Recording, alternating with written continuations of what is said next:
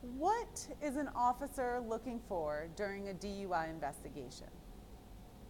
So often we hear about the field sobriety test or a breath test on the side of the road. But frequently what people fail to realize is that an officer is trained to observe far more than the field sobriety tests or the breath testing during a DUI investigation. The officer is making observations and is trained to look for clues of DUI or drug or alcohol impairment from that first moment when they turn on the lights and sirens.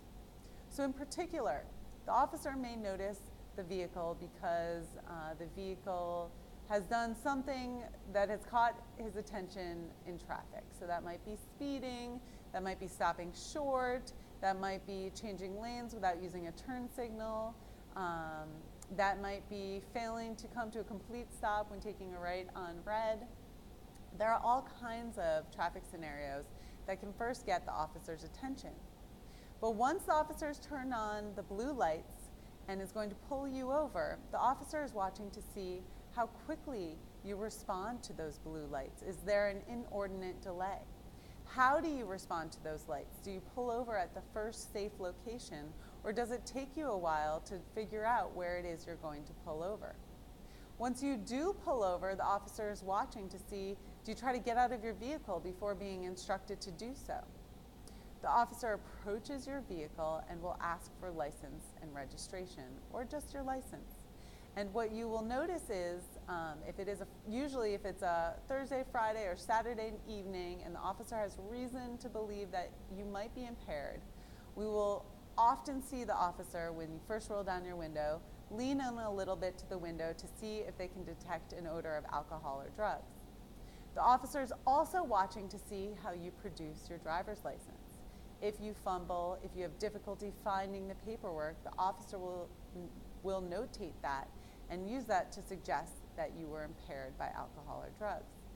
The officer is also looking for masking agents. So sometimes people, when they're pulled over and they're worried that they may smell like alcohol or drugs, they may spray perfume or try to rinse their mouth out with mouthwash. The officer will note the presence of any masking items, and say it appeared that they had just put in a lot of gum or sprayed perfume. And they are going to include that in the report to suggest that you were trying to cover something up. The officer is then going to observe the manner in which you exit the vehicle. If you grab into the car for support, or if you are unsteady on your feet. The officer is going to ask you to walk to the rear of the vehicle and will be making observations as you do that. Did you touch the car or hold on to the car for support as you walk to the rear of the vehicle? The officer is also going to observe the manner in which you're standing while speaking to him on the side of the road. Are you swaying?